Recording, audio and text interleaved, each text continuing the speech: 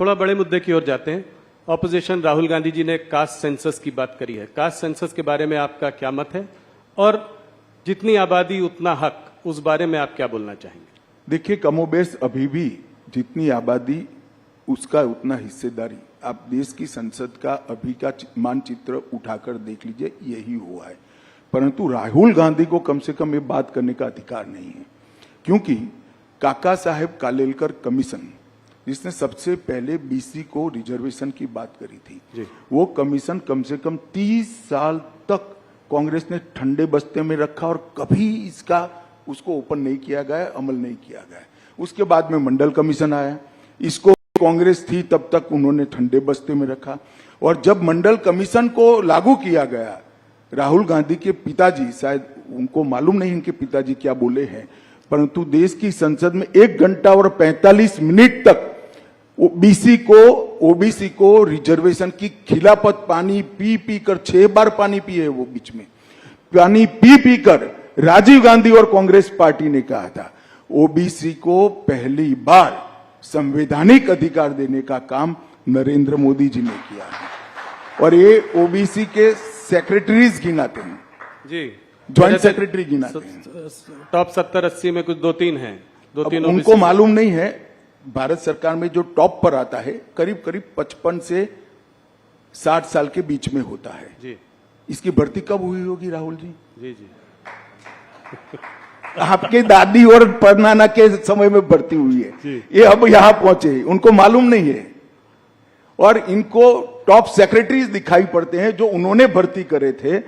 मोदी जी की कैबिनेट में 27 ओबीसी मंत्री हुए और देश का प्रधानमंत्री भी ओबीसी है, उनको ये नहीं दिखाई पड़ता। एक्चुअल में इनकी प्रॉब्लम है कि वो स्टडी ही नहीं करते हैं। जो उनको पकड़ा देते हैं अंग्रेजी में लिखा हुआ, वो सीधा पढ़ जाते हैं दुनिया के सामने, इसलिए वो फंसते हैं। अभी बात कर रहे थे कि एक शक्ति है जिसके खिलाफ वो लड़ रहे हैं, और उसको मोदी जी ने उस पर हमला किया और कहा कि ये नारी शक्ति का अपमान है। इसको आप कैसे देखते हैं? देखिए, उनको ना हमारी परंपराओं का जानकारी है, ना हमारी परंपराओं का सम्मान है। शक्ति का कंसेप्ट हमारे देश के अंदर सालों से, 10,000 साल से मातृशक्ति को सबसे बड़ी शक्ति माना गया है। माँ के आशीर्वाद से कोई बड़ा आशीर्वाद हो नहीं सकता, बहन के प्यार से, स्नेह से बड़ा कोई प्यार हो नहीं सकता। उनको मालूम नहीं है क्या बोल रहे हैं। मोदी जी के साथ इस देश की मातृशक्ति चट्टान की तरह खड़ी है और राहुल जी के कहने से कोई फर्क नहीं पड़ता।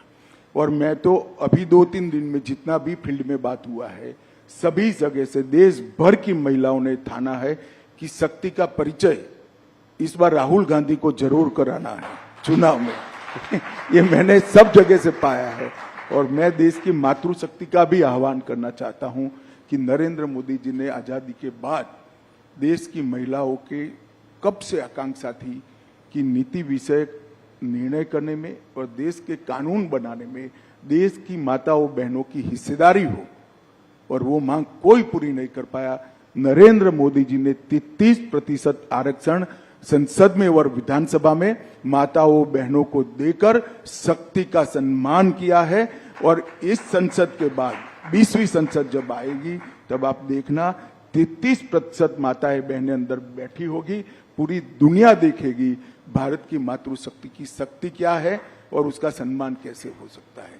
राहुल गांधी ये सारी चीजें नहीं समझ पाए। अमित जी, एक मुद्दा जो आपके भी काफी करीब है, सीएए का मुद्दा। आज कोर्ट ने भी स्टे देने से इनकार कर दिया सीएए के लिए, तो इसको आप कैसे देखते हैं? ये आपने जो है पारित बहुत पहले किया था, इसको जो है अभी आपने नोटिफाई इतने दिनों बाद क्यों किया, इतना गैप के बाद? क्या चुनाव आपके उसमें था? ऐसा नहीं था राहुल जी। सीएए पारित होने के बाद देश में एक बड़ी गलतफहमी फैलाई गई और इतने में कोविड आ गया। हम डेमोक्रेटिक कंट्री में है, जब किसी सच्ची चीज के लिए गलतफहमी फैलाई जाती है तो जो पार्टी इन पावर होती है इसका दायित्व होता है कि सच्चाई लोगों तक पहुंचाए। एक भ्रमित किया गया, ऑपोजिशन ने अपनी वोट बैंक जीवित करने के लिए, वोट बैंक बनाने के लिए भ्रांति फैलाई गई कि सीएए से इस देश की माइनॉरिटीज का, विशेष कर मुस्लिम भाइयों बहनों का मताधिकार, नागरिकत्व छीन लिया जाएगा। जबकि है उल्टा। सीएए से किसी का नागरिकता नहीं जाने वाला है। सीएए नागरिकता देने का कानून है। सिख, बौद्ध, जैन, क्रिश्चियन, हिंदू, जो सारे भाई 3 देशों से प्रताड़ित होकर आए हैं, वो सालों से यहां बैठे, उनके पास नागरिकता नहीं है। उनके नाम से संपत्ति नहीं खरीद सकते, सरकारी नौकरी नहीं ले सकते। जी। किस प्रकार से इनका जीवन व्यतीत होगा? एक करोड़ों लोगों की परेशानी को कांग्रेस के पास इसका जवाब नहीं था। वो अपनी वोट बैंक की पॉलिटिक्स में ही मशगूल थे और पूरी भ्रांति फैलाई कि सीएए थे देश से मुसलमानों की नागरिकता चली जाएगी। मैं फिर से एक बार, अनेक बार कर चुका हूं, फिर से एक बार स्पष्टता करना चाहता हूं, इस देश के मुसलमानों को डरने की जरूरत नहीं है। सीएए नागरिकता लेने का कानून ही नहीं है, नागरिकता देने का कानून है। और जहां तक सीएए का सवाल है, एक कांग्रेस के आजादी के वक्त महात्मा गांधी, जवाहरलाल नेहरू, मौलाना आजाद, सरदार पटेल, राजेंद्र बाबू, सबका वादा था कि जो पाकिस्तान, बांग्लादेश और अफगानिस्तान से आएंगे वो सारे शरणार्थियों को हम नागरिकता देंगे।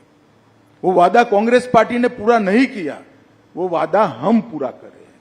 वो एक प्रकार से नेहरू लियाकत पैक्ट का इंप्लीमेंटेशन है। मगर राहुल जी का ये सारे ऐतिहासिक डॉक्यूमेंट से लेना देना ही नहीं है। वो चीट पढ़कर बोलने वाले नेता है, चीट में इतनी सारी बातें आती नहीं है। केजरीवाल जी, ममता जी, राहुल जी, सबका कहना यह है कि जब देश में खुद ही नौकरी और खाने पीने की इतनी समस्याएं हैं, तो जब इतने घुसपैठिए और आ जाएंगे तो इनको हम लोग नौकरियां ये कहां से देंगे? घुसपैठिए नहीं है। घुसपैठिए और शरणार्थी में फर्क होता है। और मैं केजरीवाल जी, राहुल जी, ममता जी सबको कहता हूं, अगर देश के युवाओं की नौकरी की चिंता है तो आप बांग्लादेशी घुसपैठिए और रोहिंग्यास के लिए क्यों नहीं बोलते हैं?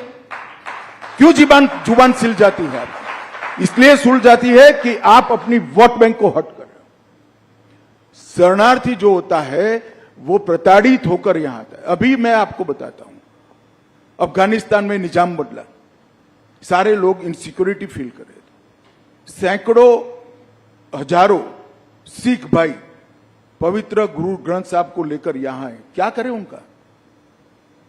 वो घुसपैठिए है क्या? हर सिख भाई बहन का इस देश पर इतना ही अधिकार है जितना मेरा और आपका है। हर हिंदू भाई बहन का इतना ही अधिकार है जितना मेरा और आपका है। इसको घुसपैठिए करार देना ठीक नहीं है। और जहां तक नौकरियों का सवाल है, वो पहले से यहां रह रहे, आज रह ही रहे हैं जी। कहां लोड डालने का सवाल। और केजरीवाल कहते हैं क्या खाएंगे? केजरीवाल जी, आपको अगर प्रॉब्लम है तो 5 किलो अनाज की अर्जी कर दो, आपको भी दे देंगे, हमें कोई आपत्ति नहीं। मोदी जी हर एक को